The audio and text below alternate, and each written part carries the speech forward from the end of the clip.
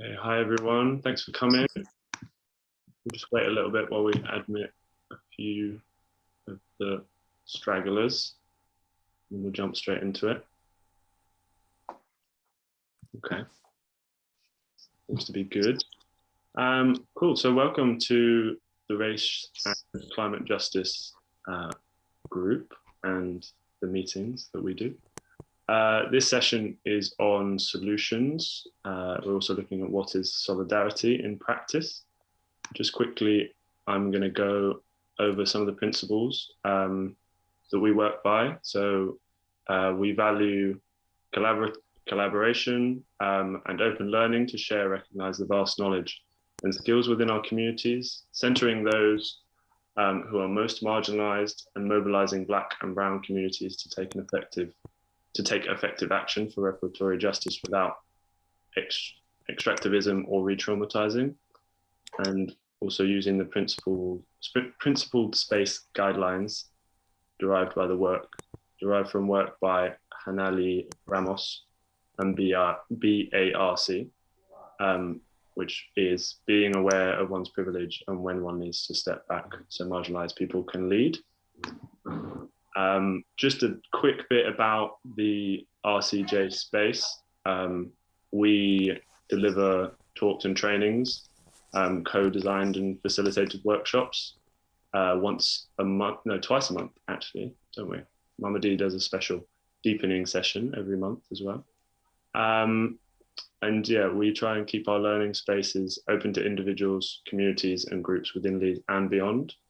And we hold partners accountable on their application and practice of internationalism, solidarity, coloniality, and recognition of interconnectedness of oppression within delivery and action seeking planet repairs.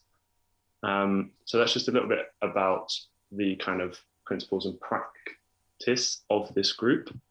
So yeah, if you're interested, please do kind of follow our social media and all the events that we're doing, and hopefully we'll see you again. Oops, I've gone backwards. Okay, here we go. So of the space, our core principles, I might repeat myself slightly because it's emphasis, it's good to be, it's important. So a core principle of what the work we do here is of centering the knowledge and experiences of racially minoritized people, while also paying attention to the interlocking systems of oppression. The Race and Climate Justice Collective emerged from shared conversations that aim to highlight the interconnectedness of climate to racial justice and to universalized oppressions rooted in colonialism. And finally, just leading on from that, unfortunately, these knowledges and experiences of racialized and minoritized groups and people continues to be ignored and tokenized by Western climate movements at large. The West climate movement continues to compromise and look only to the low-hanging fruit, consulting and brandishing groups like the Racial Justice Network, brandishing our name as a way to gain credibility, but not embody our principles and the racial justice, specifically the Racial Justice Network's 13th framework. Our work requires a much bigger shift being put forward by the majority, than is being put forward by the majority of the UK's climate movement. Briefly, as we will be coming back to the 13th recommendation, but the key tenets of it are recognizing colonial legacies, centering internationalist perspectives, and encouraging active solidarity as the mechanism of working and engagement. I'll just pass over to Simon, who's going to introduce a little bit about CAL. Great, thanks very much, Caleb. Yeah, so just to reiterate, kind of welcome to the session. I'm Simon from Climate Action Leeds, and I'm quite a new member of kind of the organising team for these sessions with the Race and Climate Justice kind of learning group. So first I want to say thank you to the Racial Justice Network for bringing Climate Action Leeds into the fold, and they're actually a partner of our program as well, trying to help us centre racial justice in the work that we're doing. If you're not familiar with Climate Action Leeds, we're a 5-year project funded by the National Lottery. We're trying to help Leeds become zero carbon, nature friendly, and socially just by the 2030s. So we've got a few different kind of areas of our work, working in different communities around Leeds, working across different sectors and sort of themes. And generally, we're trying to bring people together across the kind of climate justice movement to make effective change happen. Climate Action Leeds has public events every 6 months. So tonight's event is part of our kind of April assembly, where we bring people together. We've also got a donor economics event on Thursday this week, and there's a final couple of places left for that if you're interested. So racial justice is critical to the work we're doing in Climate Action Leeds. And the reason I'm personally here and involved with this group is because I know that myself and many others need to do much better at embedding racial justice into our work. And it's a journey, but it's one that we need to commit to if we want to make our city a better place. So thanks for being here. Thanks to our speakers who are going to tell us a bit about their work and allow us all to kind of reflect together about how an internationalist and racial justice approach can be taken in our climate action work and our organising. So I'm now going to hand over to Mamadi for a bit of a grounding in solidarity and climate justice.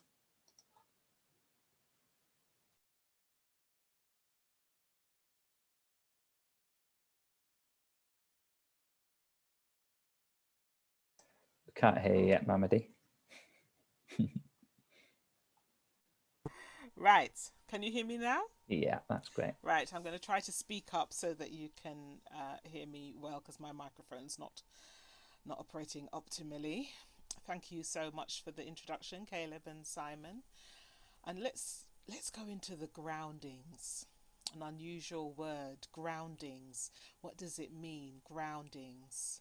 Groundings meaning connecting with the earth, our place of birth. Meaning connecting with the pace and vibration of the life that nurtures us.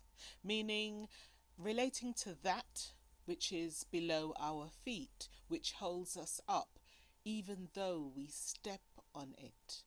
Meaning being a part of the blood and bones, water and stones of what we are used to looking down upon. Also meaning that every day we accept on our plates, in our mouths, in our fingers, dirt transformed into what we call food. Meaning nourishing us, every part of us, and of our labour it is source too. Meaning that every day this same soil is filled with our excrement, yielding to all we have to throw at it in landfills and in its waters and in its air. Meaning earth is everywhere, it's everywhere, it is everywhere. I mean that earth has not categorized, segregated, extracted from and separated in the way those who call themselves humans do. I mean that earth, mother to what these same humans call the climate, has anticipated all what these same humans thought they knew. And more, always more, and more, and more. For with Ubuntu, everything is everything through other things. People are people through other people's ways and beings. So, meaning is an evolution of our meaning to and with each other. Relationships of kinship, sibling, sister, brother, parents, father, mother. When we inhabit relationships which are systemically integrated, then our patterns of respect and care are systemically elevated. Choose wisely, choose with good and well thought out intention. We are all clay and sand and loam and dust. Choose wisely, choose with a view to your own soul's ascension. We are what we see, and liberation is a must. Meaning, each choice we make is a freedom to draw closer to this oneness of creation. Meaning, to recognize our interdependency. Meaning, to move away from generating trauma in each other. For all we should be doing is grounding. Meaning, centering the earth so everything in peace can be.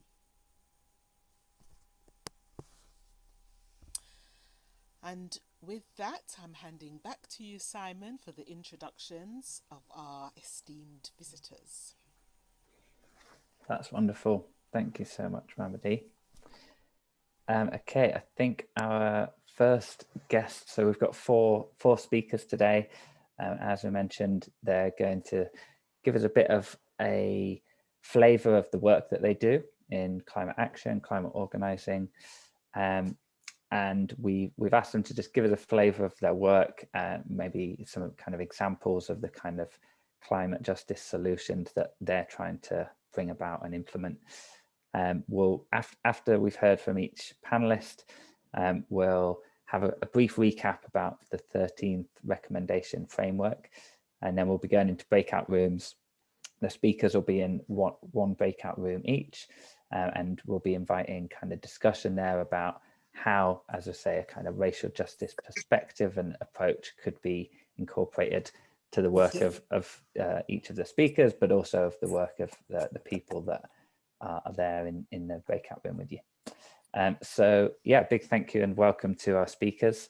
Up first, we've got Hannah Kettle, who's from Rcj Leeds and is also one of the Climate Action Leeds transport partners. So over to you, Hannah. Hello, thank you very much. I'm just going to try and share my screen. Right. Right, bear with me just a second. Yeah. Can you see the presentation? Yeah, I can see the screen and it's going full screen. Yeah, all good. Perfect. Great. Okay. Take it away. You've got 7 minutes. Okay, thank you. Thank you very much for having me. So I'm Hannah. I'm a Rcj Leeds campaigner for climate action charity Possible. And we want to see a zero carbon society built by and for the people of the UK, and we want to see it fast. The Rcj Leeds campaign brings to life a positive case for fewer cars on the streets. It's a move away from mass private car ownership, and we want to work with communities that are being blighted by traffic, air pollution, to co-design changes on the streets. Just so we're all on the same page, Car-free city is a city that's free from the dangers, pollution and emissions caused by mass private car ownership. It's not a city with no cars at all. We completely recognise that there are many people, including some disabled people, including some tradespeople, who can't get around without a car. And so our aim for fewer cars overall on the roads will hopefully mean that there's more space and it's smoother for people who do need to drive to be able to do so, and a better Leeds for everyone. So I'm going to very quickly whiz through 9 problems with cars. This is by no means an exhaustive list, but this is sort of what we're working from. So first and foremost, the climate crisis. 1/3 of our carbon emissions come from transport, and private cars are a massive contributor. So it's pretty simple. We need to reduce our car use to reach climate targets. But more than this, we've got millions of people killed each year globally, and cars have been termed the world's deadliest animal. We've got hundreds of deaths per year linked to high levels of air pollution. The World Health Organization recognizes environmental as noise pollution as the second largest environmental health risk in Western Europe, behind air quality. And without realizing it, we've engineered physical activity out of our daily lives. And lack of physical activity is one of the biggest threats to our health. And so walking more, cycling more, scooting, wheeling is one of the easiest and most affordable ways for us to get more active and, you know, improve our health. When it comes to public space, you know, Leeds is great. It's leading the way in pedestrianising public space. The city centre is doing a fantastic job, but, you know, wider than that, Leeds is more than just the city centre, and, you know, a fifth of it is made up of space. We've got a high number of green space deprived neighbourhoods, and cars sit unused for like 96% of the time. There's so much more we could be doing with the space that they take up. And furthermore, you know, when it comes to deprivation, we've got the most deprived, or the more deprived areas of our city has lower car ownership rates, and yet it's the people who live in these areas who suffer the most from toxic air, from noise, from stress, congestion, traffic, and it's usually other people driving through that are causing these problems. So we've got an inequality and social justice issue there. Social isolation as well as another one, you know, where traffic volumes are high, residents report limited social contact with each other, people have fewer friends and acquaintances, and we've seen over the last few years in particular how important it is to have these social networks around you to help support you and the community that you live in. And also, like, I remember as a kid being able to play out on the street, and that's just not something that's afforded to kids these days much anymore, which is a real shame, and it affects the level of independence they're able to develop. So we really want to reclaim all that space. And congestion as well. Nobody likes sitting in congestion, and we've got some of the most congested roads in the UK, and we know that car use now has jumped straight back up to pre-pandemic levels. So we really need to do something about all of this. So what have we done so far? So the Leeds campaign is it's about a year old now, so we're still quite new.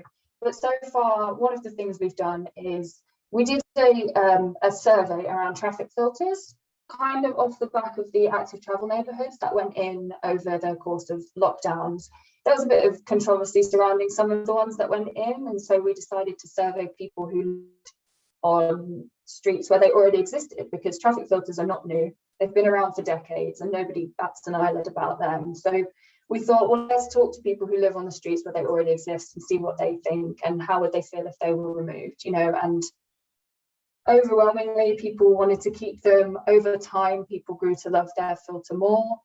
If they were removed, people thought that, you know, their air quality would get worse. There'd be more traffic, more noise, and less space for people.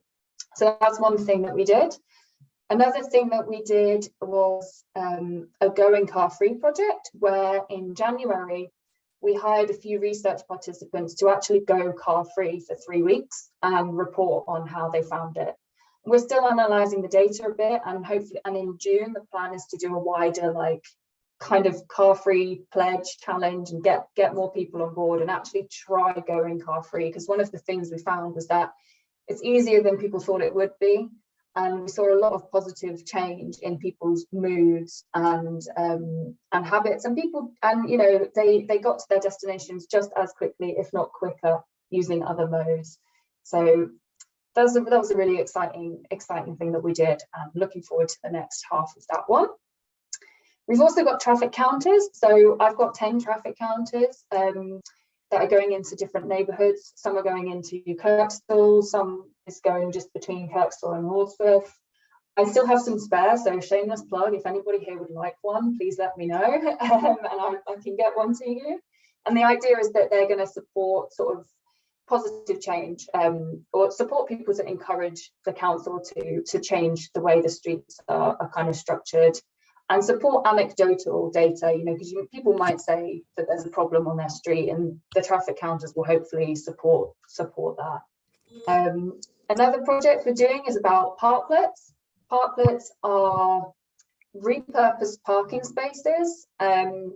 as I said before, cars sit unused for 96% of the time. And what if that space was used to and given back to people and given back to nature? Parklets are a really great way to do this. There's no such thing as like a typical parklet. They come in all, I would say all shapes and sizes, but generally like they're a parking space. But one of the things that we made last year was this design your own parklet kit, where you can sort of, it's like a fun little creative activity where you can cut out little components and stick them down. You know, we also, oh my gosh, we're running out of time. Have I finished? Okay. Parklets are great. The last little thing was also car-free visions. We want to get more of a an artistic vision of what a car-free city is, because it's still quite a new concept to people, and we just want to get it out there a little bit more. So thank you for that. I can't believe that was 7 minutes. Thanks so much, Hannah. Yeah, it flies by.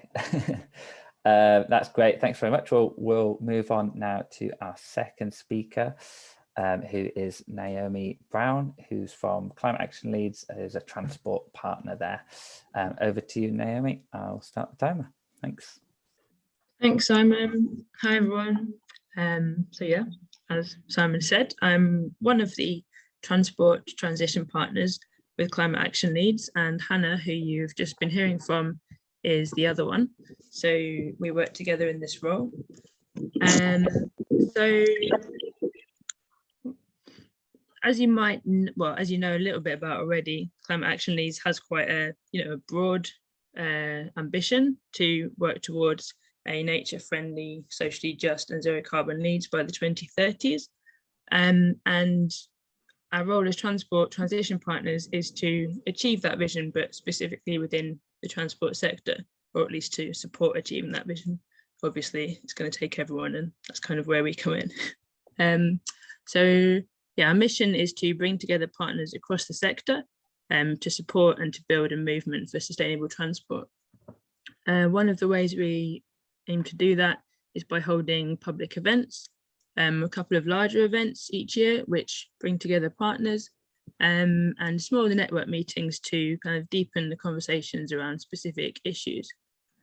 And another part of our remit is to co-write with, the stakeholders we engage and the community hubs, which are part of Climate Action Leeds, a plan for the transport sector, which will contribute to the overall city plan that Climate Action Leeds is going to have, which ultimately, hoping that we're going to start to not just write a plan, but to realise it in the, in the later years of the programme and further ahead than that.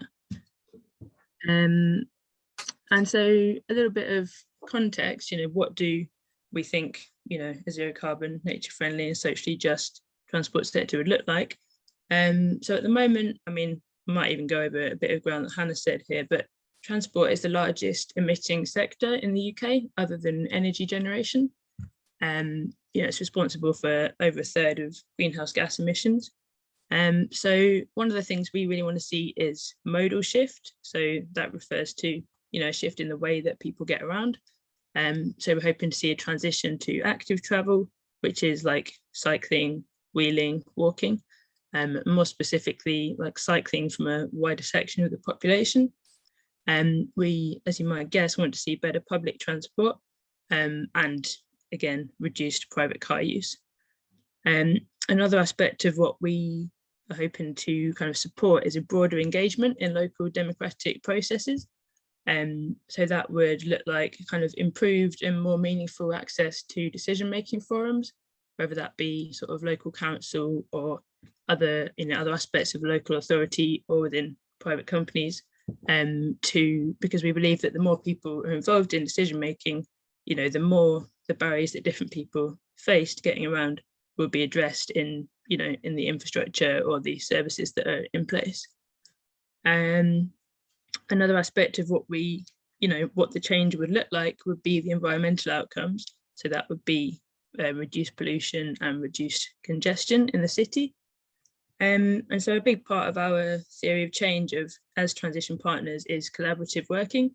So we've got obviously quite a broad remit, as you can hear, kind of looking at like an overview of the movement and identifying gaps and opportunities and helping to link people and organisations together to fill those gaps. And in terms of how we're kind of theming it, we want to focus on mobility. So that's kind of the ability of people to get where they want to go, when they want to go there. And because we know that when it comes to kind of social justice more broadly, transport is an enabler, and a more accessible and a more affordable transport system contributes to better social outcomes. So that might be access to services, events, jobs, community activities, etc. What we have already been doing, so we have held some public events. Our main sort of introductory one was last October. We introduced our work, our intentions. We actually gave like an overview of climate justice as part of that as well, trying to include examples of how that was relevant in the transport and mobility sector. We invited the participants to imagine what a socially just transport sector would look like to them. We have created a document of transport opportunities in Leeds. So this is the kind of the easy wins, if you like. We're aware of all sorts of initiatives or opportunities that are available, to individuals, to schools, community groups, and so on. So we've just kind of collated that so that when anyone approaches us, we can just be like, here's a load of stuff that, you can do, someone else can do, you can spread the word. So we've been sharing that with anyone who approaches us, really. And we've been participating in network meetings that are around other specific issues. So, for example, the Clean Air Alliance, a group called Excellent Buses Leeds, who are, as you might imagine, working towards their kind of campaign group around the bus service, which comes up constantly when you're talking about, transport issues in the city. Can I get a little time check? Am I doing all right, Simon? You've got a minute left. Oh, okay. So a couple of things we've got coming up. There's the Clean Air Day in June. This is like a national day, which is kind of highlighting the importance of clean air. We are hoping to do an event alongside one of the community hubs, which is part of Climate Action Leeds. We want to convene our own network meetings, partly to help us co-write the transport sector plan that we have to do. But we've also been thinking about creating something that looks a bit like an accountability circle, to invite people representing different groups who face barriers to their mobility to so we can hear from them and potentially kind of amplify their voices in other spaces. So that'd be something I'd be interested to hear from people here about. And we really want to just develop our online presence, have a web page where we can share that transport opportunities document far and wide, highlight relevant news, campaigns, consultations, and generally, interface with the public and whoever's interested. We were asked to talk a little bit about challenges, and I'd say so far, so say for example, at our event we had, we were talking about climate justice a bit, but it did feel in that situation like we were actually preaching to the converted a little bit. So I think one challenge would be kind of achieving a bit of a broader engagement and taking those kind of conversations to places where they're not already happening. The breadth of the sector is a bit of a challenge, trying to focus on a particular issue and not just get sort of overwhelmed by the range of things we could be looking at. And also the sort of top-down nature of large infrastructure projects, which can sometimes make it kind of challenging to know what the best point of intervention is. But that's something we're hoping to learn more about by talking to all the different partners. So yeah, thank you. Great, thank you so much, Naomi. That's excellent. Okay, we're on to our third speaker now. And I'd like to introduce Dawn Fuller, who is the joint CEO of Space 2. Over to you, Dawn. Thank you. Hello, everyone. Yep, I'm from Space 2. We're a small arts and social change charity that's based at the old fire station in Gipton. And we're actually celebrating our 20th anniversary next year. We work beyond Gipton, actually, into wider Inner East, particularly in Seacroft as well. And I imagine that most of you know that Seacroft, Gipton, it's predominantly working class area. And many of the participants that come to us are facing quite severe challenges on a daily basis, and from things like unemployment and insecure jobs, to social isolation and massive health inequalities. But I suppose for us as an arts organisation, we know that it can be transformational to participate in the arts, and that storytelling can actually help to bring about change. And we do see ourselves also as a community organisation, so we are involved in collaborating wider initiatives. So I'm just going to tell you a bit about what we do and how I guess we feel that it is demonstrating some solidarity with the 13th recommendation, and what that looks like in practice. So we do have our own, we like to think, quite distinctive creative practice that we've been developing sort of quietly with the communities in Gipton and Seacroft for a long time now, really. They draw very much on co-production principles and on slow movement principles. And that's to ensure that the process is open and welcoming, it meets people where they're at, and we're able to accommodate and adapt to the individual needs and challenges of people that come to participate. And listening, to our communities is very much central to that as well. So as far as possible, we're working towards it being inclusive, and we interrupt kind of the creative process in the arts to deal with more pressing matters, which for people can be they've got no money for the gas meter, or they're worried about their health, or they're having a bad day. So that's all kind of part of the mix. And then 5 to 6 years ago, we started to focus more on our environmental responsibility as an organisation. Although aware that within our communities, in terms of the national carbon footprint at least, they're often amongst those contributing the least to that footprint. But as we started to, I guess, discuss it and explore it with our communities, it was just clear that there were so many connections between meeting the community needs and aspirations and responding to climate crisis. And we've been on quite a journey, really. So working with an ever-growing group of local volunteers who were really keen to improve their local environment, but also support their neighbours, they started to hold jumble sales up at Space 2, just maybe twice a term, something like that. And slowly, as they built and the skills of the volunteers built, that became Jumbles, which is a pop-up shop once a week down at one of the local community centres. And then they started to have conversations about throwaway fashion and a desire to offer affordable clothing to local families. So everything that they sell is 20p. And as an organisation and a group of volunteers, we started to look at how we could make this more long-term, sort of financially self-sustaining reality.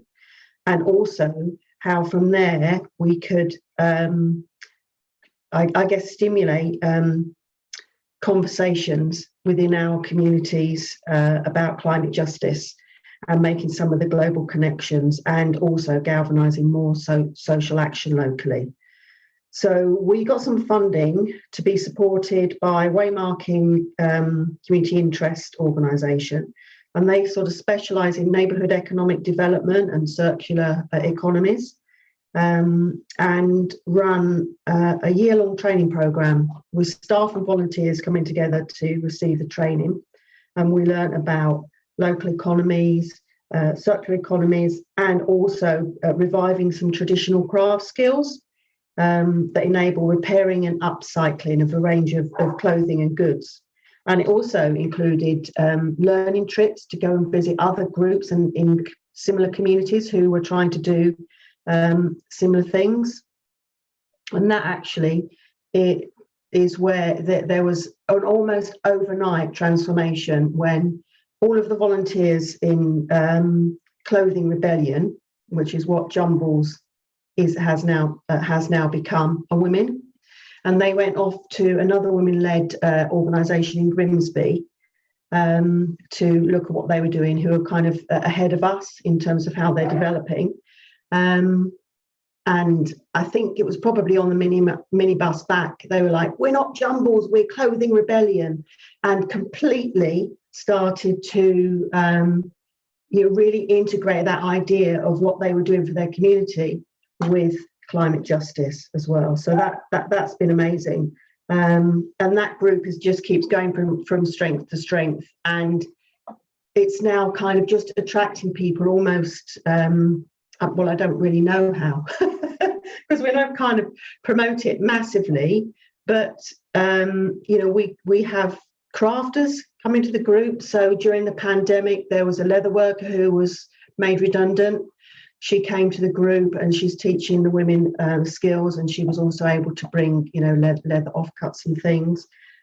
We've had another woman who somebody's put in touch with us, who I know is now working with the group, and she's a specialist in sourcing sustainable materials, and also she is a designer, and a lot of her designs based on African tribal prints. Okay, I might need to speed up.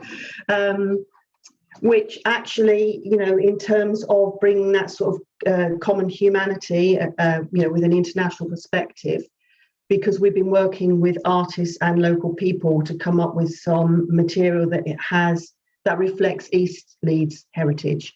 So there's some real common denominators there. I'm just going to have to whiz through and see what I'm not going to tell you. And another group that we have going as well, also through this training, is Gipton Growers. They've been on a similar transformational journey. We've got a tiny garden area where we're based, which they initially just took over in terms of upkeep. They're now producing veg for the volunteers, for local people, and they've actually extended the growing area. They're looking to extend out across Gipton, and also have provided low carbon snacks to the local cafe and for some of our events up in Gipton. And I guess that sort of idea of connecting back to nature is also a part of that. So they're also looking at public spaces and people's gardens, seeing if they can use those where they're not being used for anything. And sorry, I've lost my thread now, trying to whiz through. And I guess then, as an arts organisation, what we're able to do is kind of bring that experience and the insight and the emotions and connection together as part of our arts events as well. So every year we have a show down at Leeds Playhouse, and this year it's going to be an exploration of the Whitebeck and water and the significance of water to life. And all of these things are just about kind of connecting people back into nature and to each other, and galvanizing sort of social action on a very local level. And in November, we'll be hosting Elephant in the Room, which is actually, we're going to have a large floating willow elephant on our roof. So do come along to see that. But also, more importantly, it's going to be highlighting the global impact of fast fashion and consumerism and overwashing. With Clothing Rebellion, we'll have the pop-up shop there. Gipton Growers will be providing low carbon snacks, and we'll have one of our In Conversations, I've almost finished, sorry, which is where we bring different speakers in with different perspectives on climate justice to stimulate longer term, more inclusive community conversations. So I guess what I'd say is our solidarity, it's small steps, it's local, but there is global connection, and we're at the start of our journey, really. Fantastic. Thanks very much, Dawn. Some great stuff there that's really great to hear about. Well, on to our final of our 4 speakers, and I'd like to introduce Jane Thules, who's a volunteer for Fossil Free West Yorkshire. Over to you, Jane.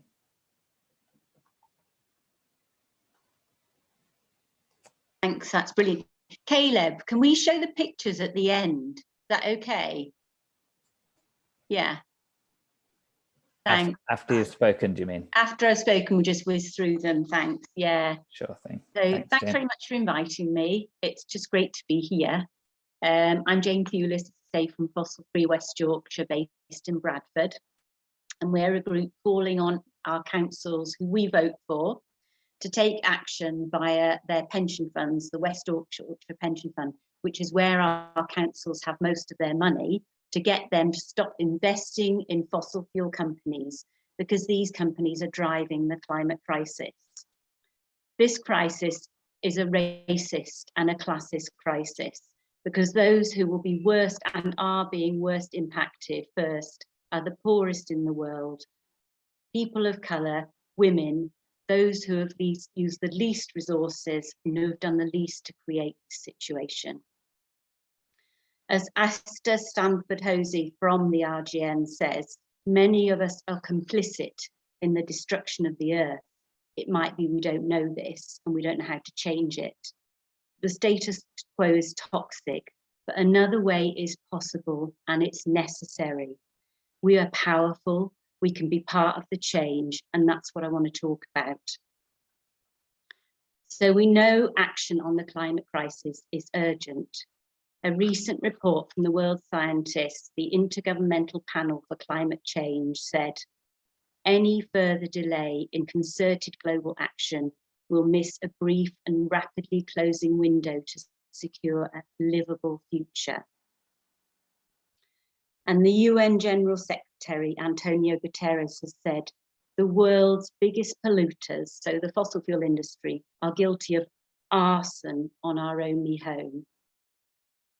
And then just one more quote, Sir David King, who's the former Chief Scientific Advisor to UK governments, he said, what we do over the next 2 to 3 years, I believe, is going to determine the future of humanity. We need to act fast. So I'm sure most of you here know that burning fossil fuels is causing climate breakdown that's already causing the death of millions, potentially billions, particularly in the global south. And this is a continuation of colonialism. The areas most affected by climate damage almost exactly mirror those that were colonized, and delaying decisive action is racist. Instead, we can ensure those people who represent us reinvest our pension fund in a healthy and safe future for all of us. They could be reinvesting it in renewable energy, in community energy, in local housing, and some funds are doing that. This is not an uncommon thing to do across the world.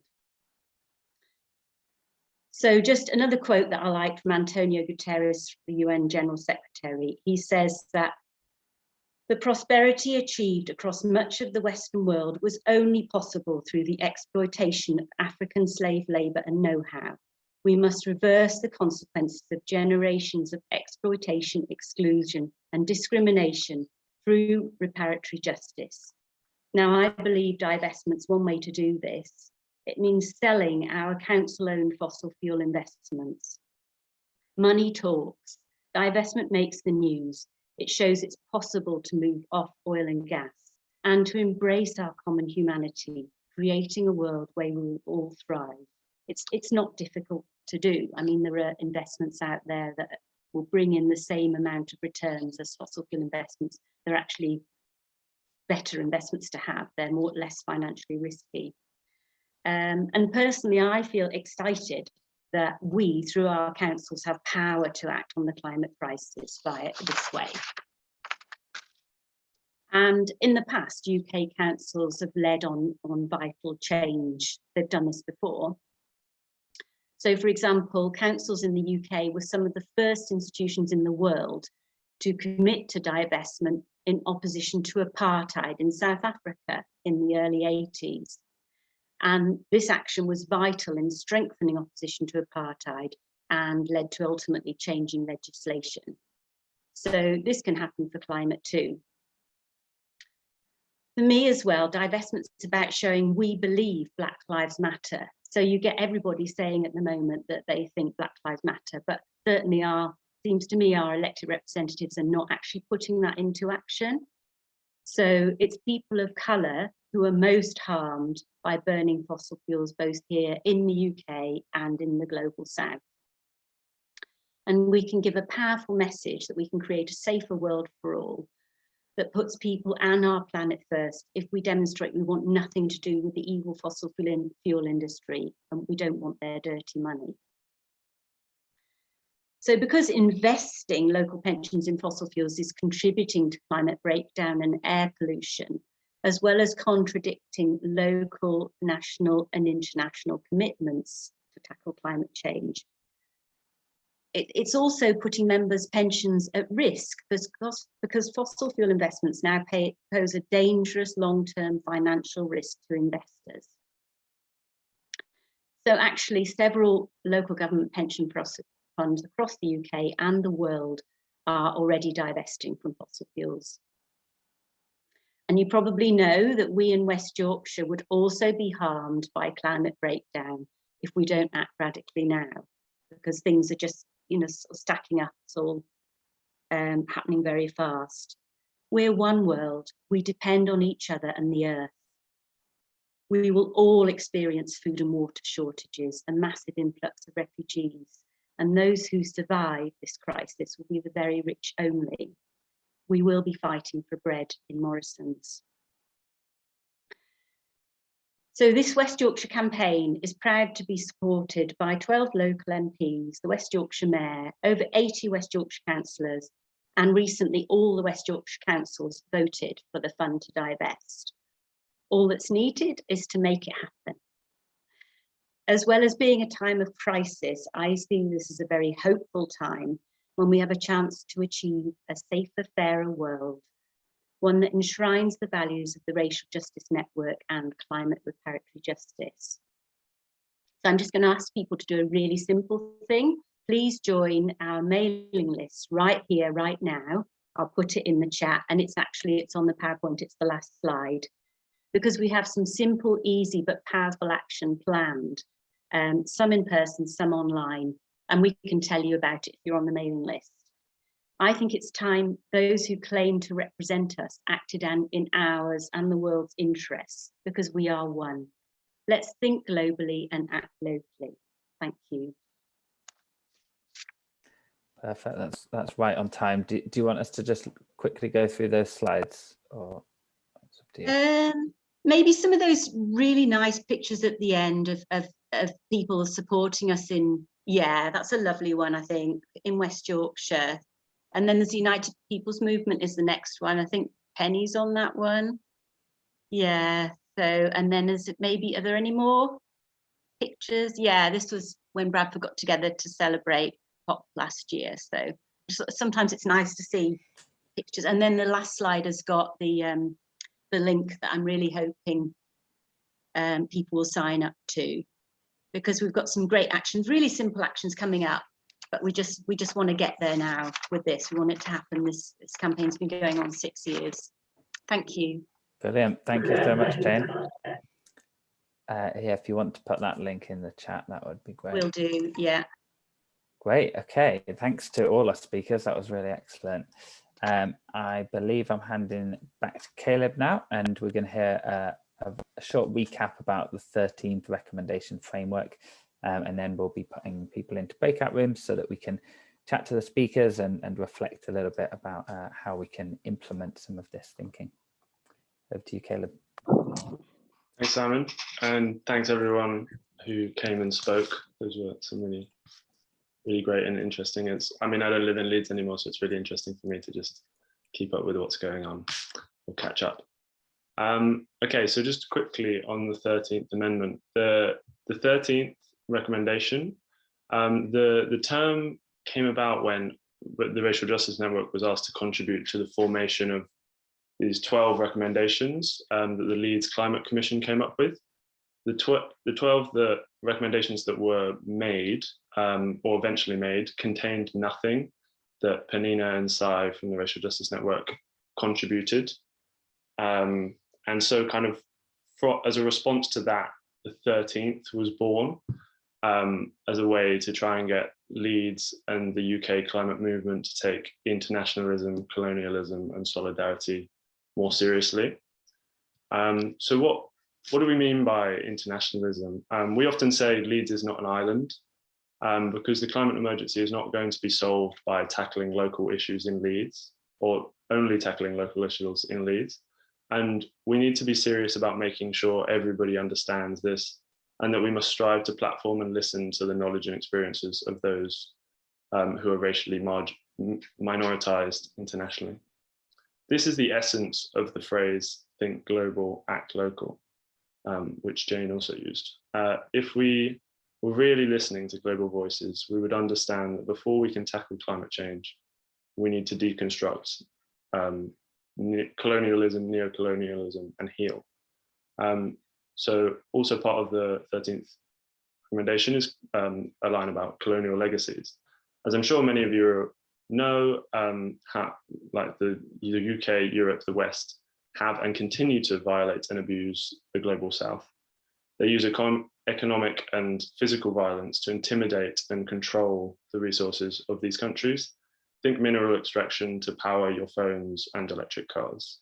The term colonialism refers to the historic damage done by the West, and we call for appropriate reparations to be made. That doesn't just mean money, but also continued solidarity for independence from the imperialism of Western powers. And finally, solidarity. Many of you will have heard that we should be moving away from charity and towards solidarity, but might not fully have a grasp of what it really means. And I know that for a while I've been kind of struggling with it and get a little bit lost sometimes and confused. So I'll just recap it here.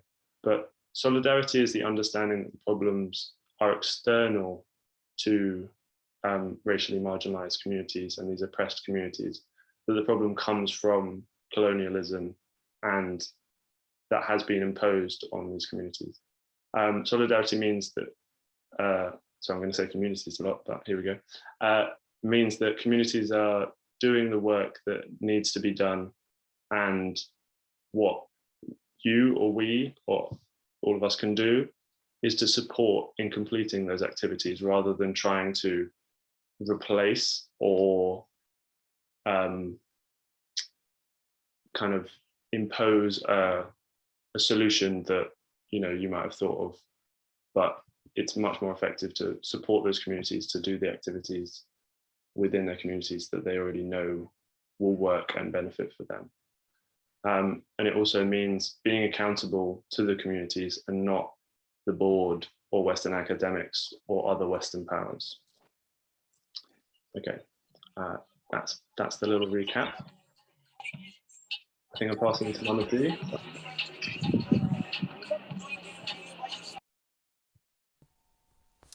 Okay, thank you, Caleb.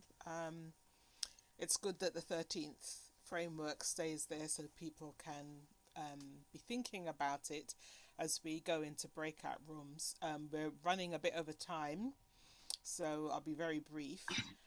What we want you to do in breakout rooms, we'll have 4 of them, each of which will have one of our panelists within it, and we'll also have at least one RJN Race and Climate Justice Learning Group member within it too.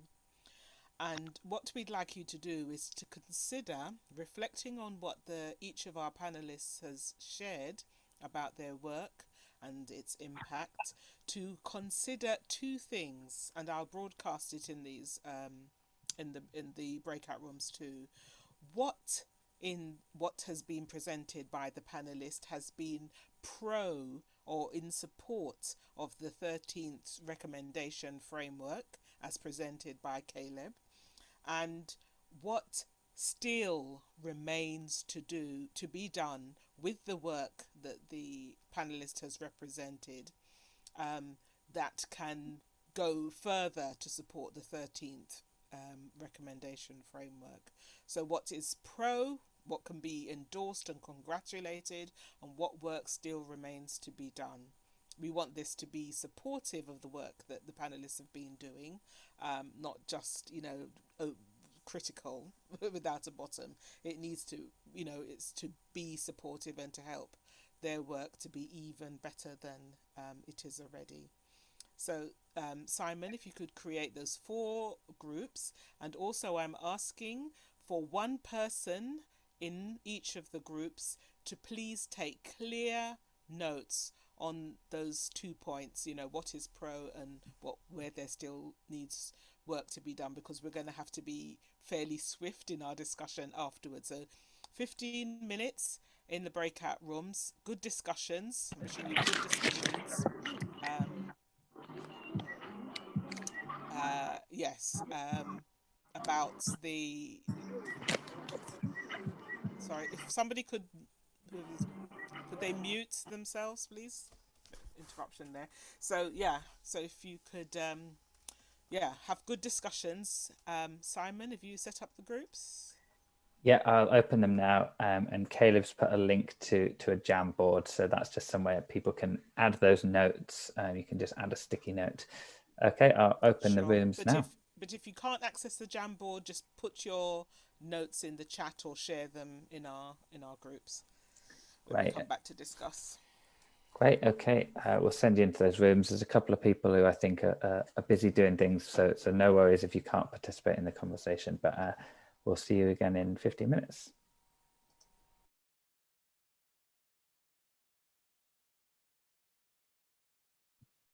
Cool. I'll stop the recording. Yeah. Sorry, I just realised I forgot to replay. But anyway, we'll record you, Penny. We'll record you. Oh my gosh, yeah, no, yeah.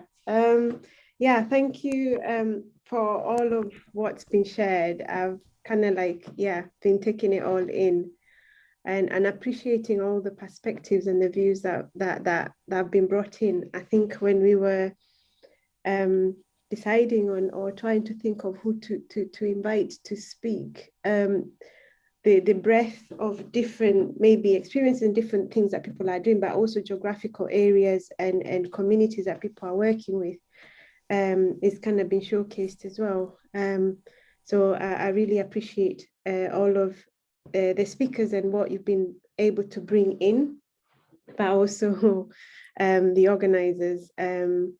On that question of kind of how what RJN or the Racial Justice Network brought in was left out, the 12, I feel like we've kind of started off as a clapback, but now in terms of what we've been able to achieve in creating a space that we've continued to tell and share, but also rather than rely on, or it's kind of that concept of like fighting to sit around the table, and if it doesn't happen you go and create your own, but in the way that we've been able to do it, I feel like we've managed to achieve much more with it in doing the 13th framework, but also the learning and the collectiveness that's emerged from it. So yes, we wouldn't want it to happen again, but I don't think we want to kind of I wouldn't personally want to kind of keep going back and thinking, oh yeah, let's open an inquiry and another inquiry. I wouldn't want that. I feel like what we've been able to achieve has been quite tremendous. And one of them obviously is what was shared, that we do hold spaces here. And I'll say this whilst everybody's here, that we do have the tendency, and this is part of also the kind of the politics of representation, of being invited to come and speak and kind of be the black brown face in rooms, and what we continuously saying that we have got a space that's talking about all of this, the 13th framework, in much deeper and wider as well, that we invite people to come to every month. It happens on the last Tuesday of every month, and then a deepening session that follows on that Mahmadi holds. So we'll continue to ask people who are interested to learn a little bit more and to engage a little bit more with what the 13th is about, to come there. But I suppose maybe the first point of the beauty of what we've been able to share today, including the collaboration with Climate Action Leeds, kind of goes to say it's not personal. I mean, it can be personal too, but what we are doing and what we are aiming to achieve in terms of planet repairs goes beyond what we feel kind of personally, and the fact that of not just the collaboration and the fact that we're doing a piece of this within the collaboration within the Climate Action Leeds is testament to that. Some of the points are raised, I mean, all of the points were great.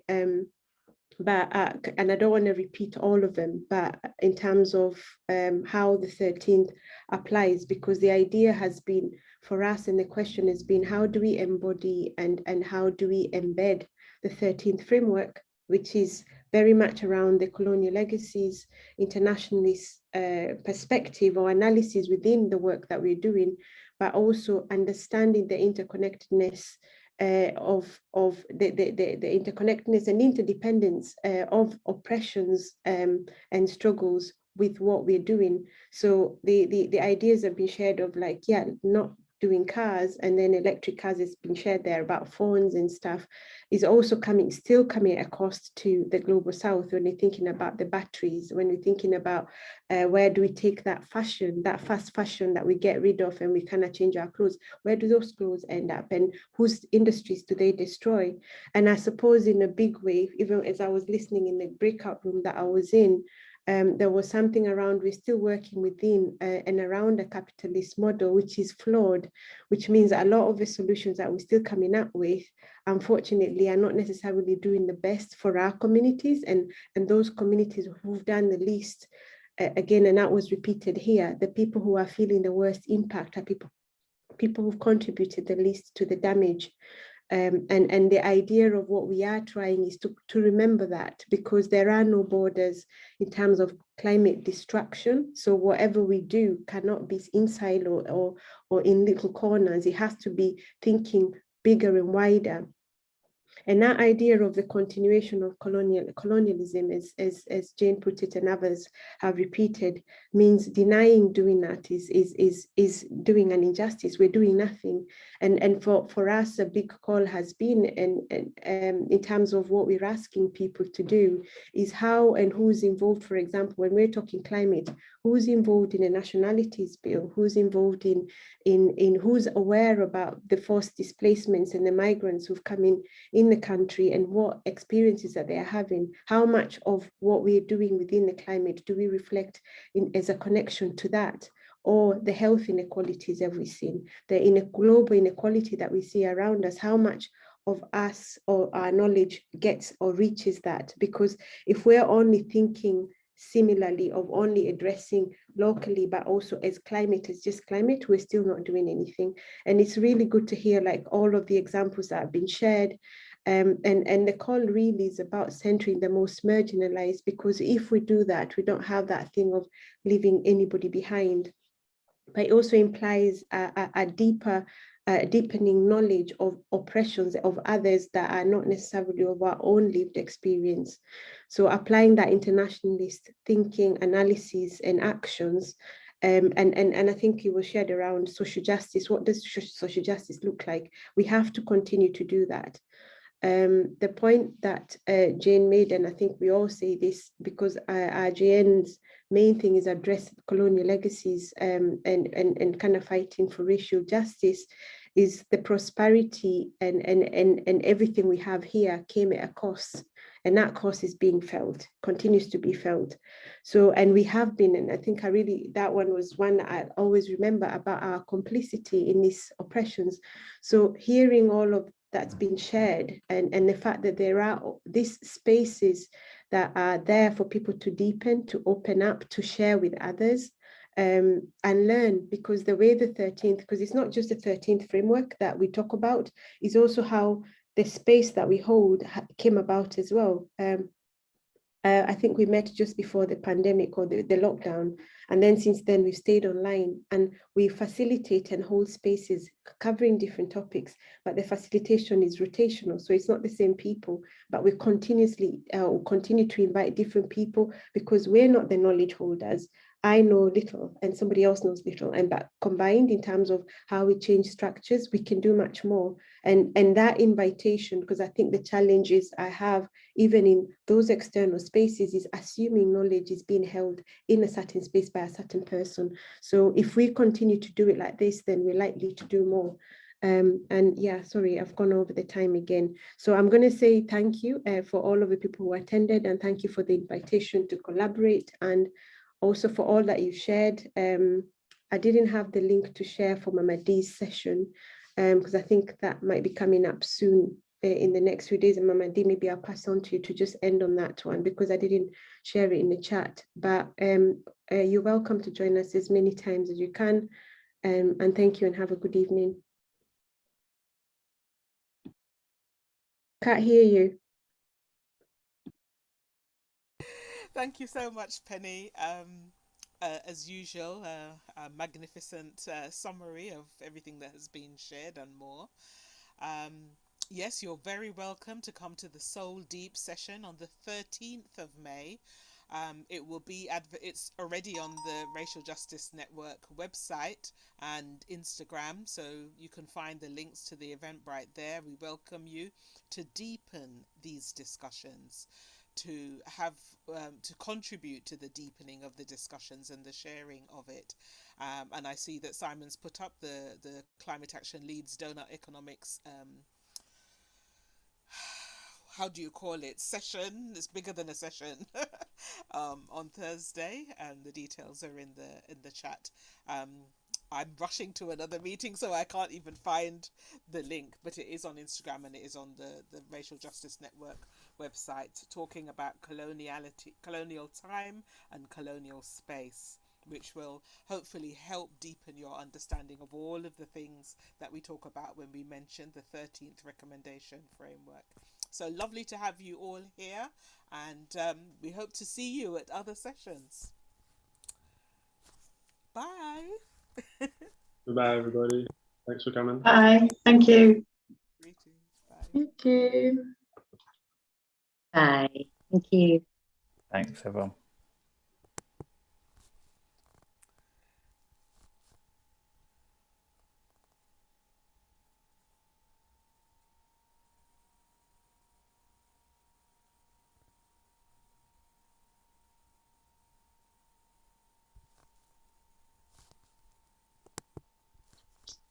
Cool.